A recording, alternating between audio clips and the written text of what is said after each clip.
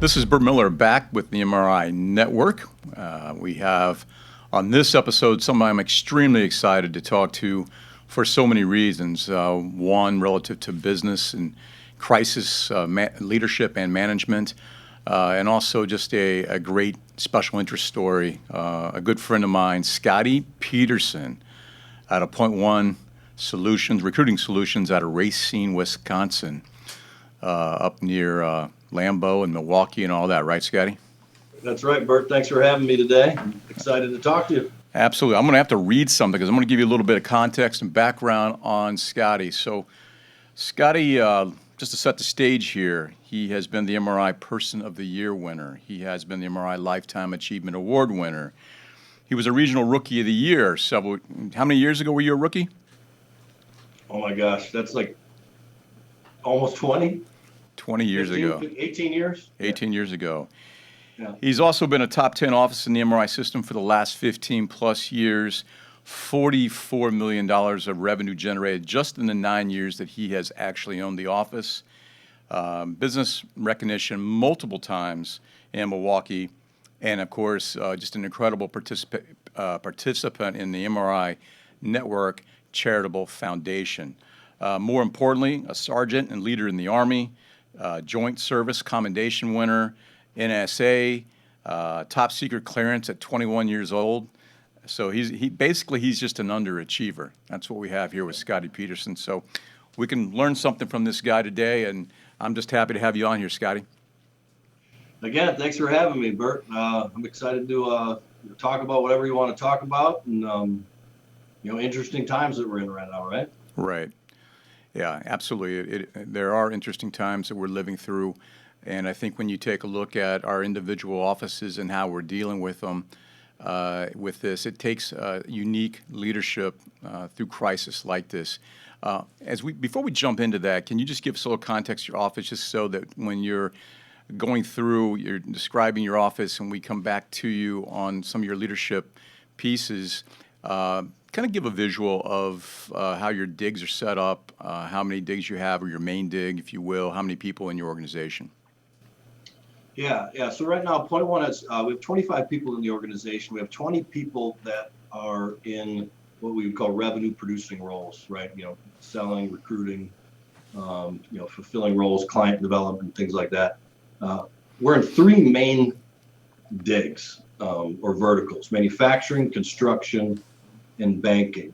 And then inside manufacturing, we also kind of specialize and then have some niches. Now, we work coast to coast, we work across the country, do a lot of work in areas like injection molded plastics, die casting, stamping, roll forming, metal fabrication, heavier industrial sort of manufacturing, across a lot of different other industries, aerospace and agriculture or automotive or what have you. In construction, we actually work exclusively right now with subcontractors. We don't really work with the general contractor side, which is a little bit, I would say, that's not the norm in the recruiting industry. So we work in commercial roofing, we work in HVAC and mechanical, we work in electrical, plumbing, concrete, drywall, and we found a really nice little, space in that subcontracting space. We started that. Again, I bought the company in 2010. We started that in about 2012. And the construction team now is already about 40% of our revenue. So that's pretty exciting. Yeah, Scotty likes to build things, folks, in case you can't tell. Yeah. So staying with that, so thank you for that description. You just mentioned these are interesting times, and your background lends itself perfectly, Scotty, relative to crisis and pressure. I think you might have heard on one of our other podcasts, I think Annette said it best, when you're being squeezed, that's when everything starts to come out. So those are some of the times that we're in right now. How are you? What's your approach to leadership in a crisis with your office? Yeah, I think, Bert, the way I would articulate that is character is revealed in crisis, period. It's very easy to be a great manager and a great leader when times are good, when times are going well. But when times are not going well, that's usually when some of your true character flaws will sort of reveal themselves. And so we've made a real effort to sort of go against the grain with leadership and, in terms of not micromanaging our team and making them feel loved and appreciated in the hard times. We didn't want to change anything that we're normally doing, even though we have more people working from home and working remotely. So we have a Monday morning huddle. We've got a Wednesday pipeline meeting. Nothing has changed. We don't want people to feel like, oh, now that you're at home, I need to talk to you every 90 minutes to make sure that that you're working. Because we believe that we hire adults, we hire professionals here that want to achieve, that want to be successful. And again, in times of crisis, it's really important, I think, to give more attention and more love and more appreciation to your people. That's been my strategy the whole time. I've had, I don't know, you played sports, Bert, right? You had these, We've had our moments. The great coaches that I had when I was in a slump playing baseball. Boy, they cared about me. They worked with me. They were nice. They were telling me stay positive. But it seemed like when I was like on a 15 or 20 game hitting streak and I was doing great, they were all over me. Like it just wasn't good enough. And I always resonated, with that type of leadership. But that's kind of how we, how we manage here a little bit. Yeah, that's interesting. So you almost take the counterintuitive to the leadership style that you're using, Scotty. When you take a look at that, when times are tough, that's the times that people need their arm around them, where, again, the true character comes out and how much you're caring and you're pulling them along. And then when you're doing extremely well, that's the time where you can get more, especially those that are committed to the mission and doing what they're doing every single day as part of their career and the mission in this industry. And so that's the time you can really get more out of folks at that point in time, correct? That's absolutely correct. I mean, when you, Annette's podcast, when she talked about being squeezed, there's another analogy that I heard from somebody that, imagine there's a glass of water, and that water is filled, that glass is filled all the way to the brim, all the way to the top. And when you're bumped, when that table gets bumped, what comes out of that glass shows your true self. And so the idea is, how are you making your water clear and clear so it isn't dirty water that's coming out when you get bumped? And you do that a lot of ways by rubbing shoulders with the right people, having the right accountability partners, having the right people in your life. Could be reading books, podcasts. I mean, there's so much material out there right now to kind of help you continue to just always achieve and always get better. Right? It's never good enough. Right? Yeah. Well, what's interesting is the work that we do is so important, right? I think you and I talked last Friday. Our folks do important work, and I don't know that we always know the work that we actually do in terms how it amplifies and cascades across many other people, their families that are direct, and some of their families that are extended, as well as friends.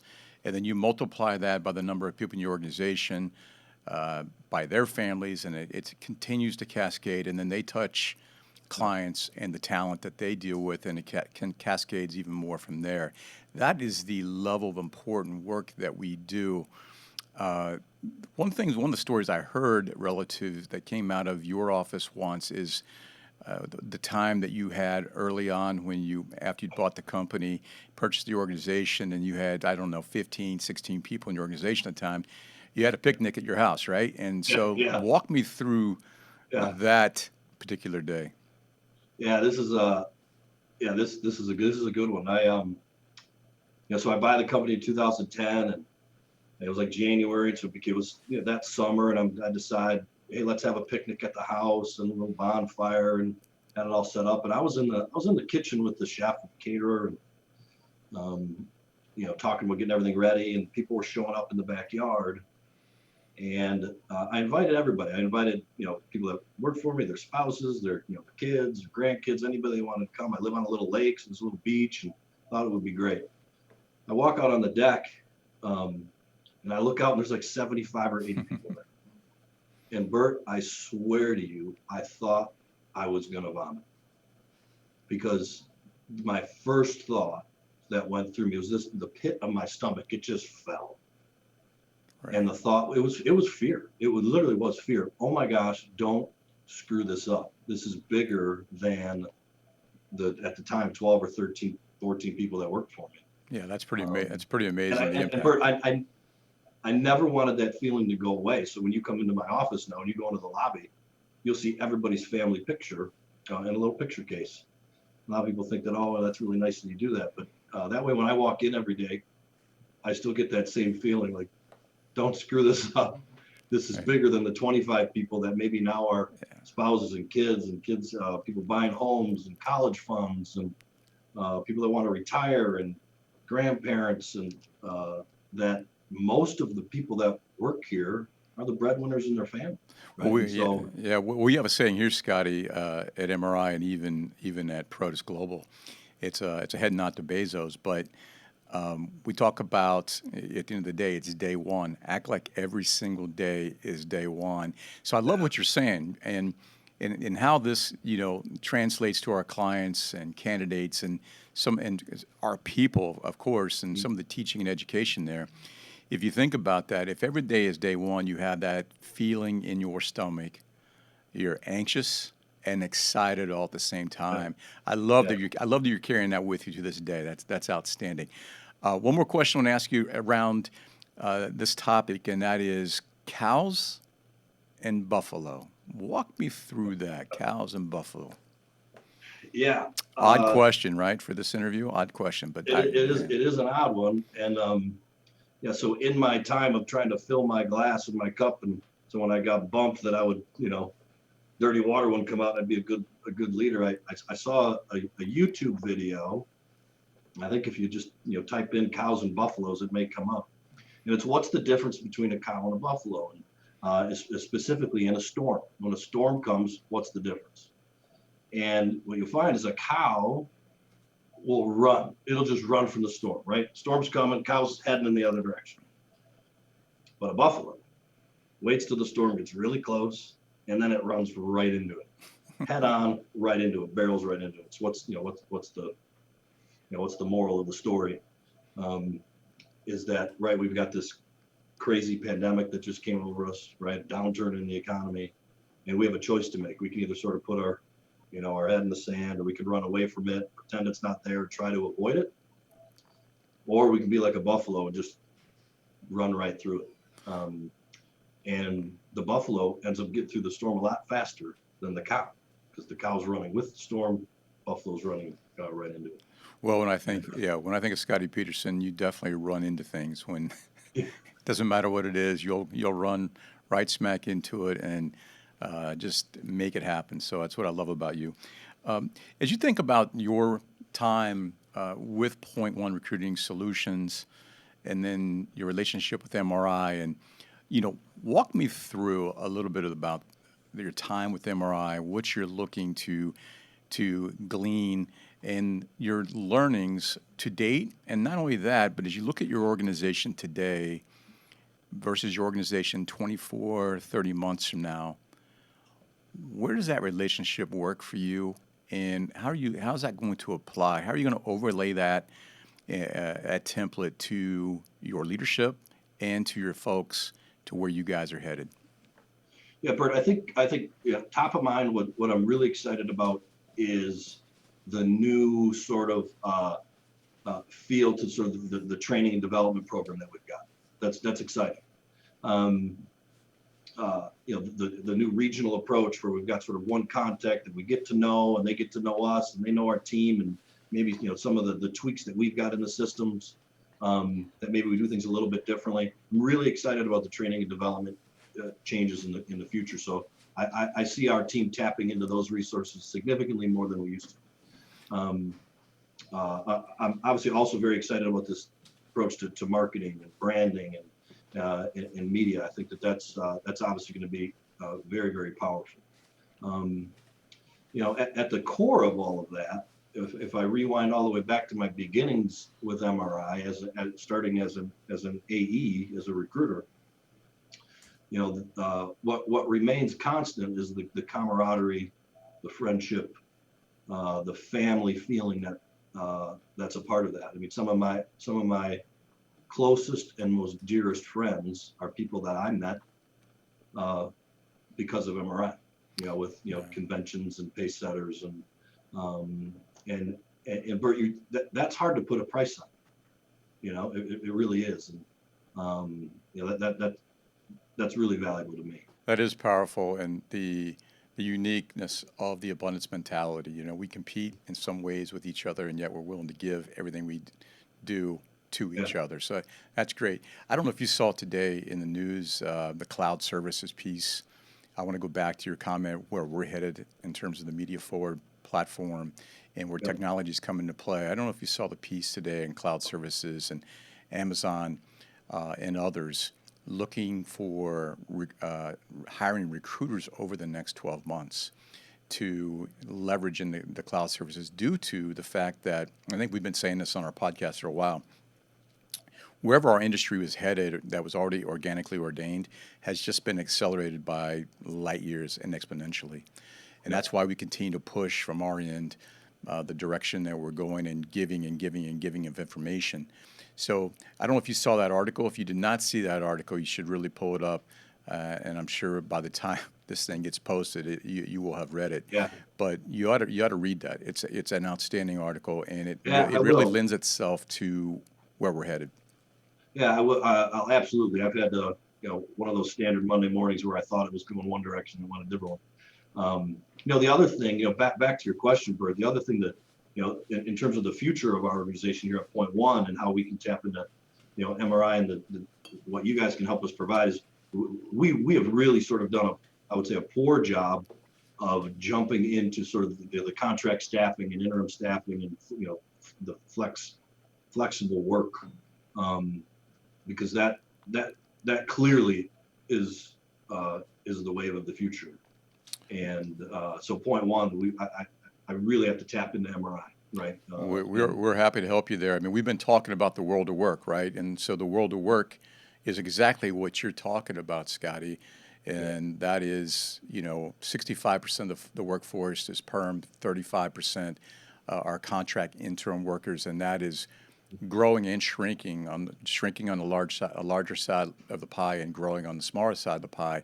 And again, the remote aspect, people are looking to be highly specialized, go from gig to gig, and that's going to happen more and more often. And so I'm really glad you're bringing that up. We can help you get there. So I'm looking forward to helping you guys, consult with you guys, and how you can grow your organization in the interim space. Yeah, me as well. So as we go forth here, we have a couple more minutes. I just want to know anything else that you would like to tackle, anything you'd like to put on here, Scott. I think, Bert. Yeah, this is something that just came up today, right? We've got a couple of new people that are working for us, and I was talking to our trainers and our coaches and some of the people on our leadership coaches and some of the people on our leadership team. How do we identify who's going to make it, who's not going to make it? And you could take that, that doesn't just have to be for recruiting. It could be for another organization. It might be somebody that's an IT guy or an engineer or an operations manager for a company. And what we sort of boiled it down to was desire, willingness, and capacity. And I'm a big NBA guy. You know that, Bert, right? I'm a big basketball guy, huge Milwaukee Bucks fan. And I'm excited that the NBA is coming back. There's going to be like 7 games a day down in Florida. I'm stoked. I can't wait to get me in there. Yeah. And so I got to thinking about, the desire, willingness, and capacity, and about, maybe there's this kid that gets up at 4 o'clock every day and he's shooting hoops and free throws and he's doing push-ups and he's working out and he's got a trainer. And so his desire is like, he's got posters up in his room and he watches basketball every day, and he's watching film and he's working on his jump shot and he practices, day after day after day. So he's got all kinds of desire and he's got all kinds of, willingness to do it. But then there's something called capacity. What if he's 5'1" and he weighs 125 pounds? So you might have all the desire and all the willingness in the world, but if you don't have the capacity, it doesn't really matter, right? Yeah, and so, you can look at those athletes, Scotty, and you can look at business when you're hiring folks for your organization. The difficult thing to measure is heart, right? The depth and understanding the heart. Yeah, but you learn pretty quickly who has and who And doesn't. so for me, it's this learning process of deciding, how do we sort of interview to that? How do we coach to that and mentor, to sort of foster desire, foster the willingness, and figure out early on, does this person have the capacity to sort of put, the dots together in our business? Because our business is complicated, right? We're selling to companies, we're selling to candidates, we're putting the two together and hoping that they sell to each other, and then we're in the background doing our best to sort of coach and facilitate and move deals forward. And I think it's a complex sale, and so I think finding people that have the capacity to sort of understand that is hard. And so I'm looking forward to maybe MRI can help me tap into that too, and we can hire the right people. Well, without question, I think what you just described, Scotty, is really important, and that is hire toward attributes. Go get the best athletes, and you can train them, right? You can show somebody how to shoot free throws a little bit better. Yeah. You can never, you can always calm people down a little bit. You can never speed them up. So pace and energy and things of that nature and passion for what they do is so important. And of course, all their capabilities are absolutely critical. So listeners out there, if you ever want somebody to reach out to, and I'm sure Scotty will take calls, and he's outstanding at spending time with people, and he gives an enormous amount of his time. He's contributed big time to the MRI Charitable Foundation. He's gone through his own evolution of business development as an AE, and then ascended to the point where he actually purchased the organization and self-selected by the previous owner as he rose up through the ranks.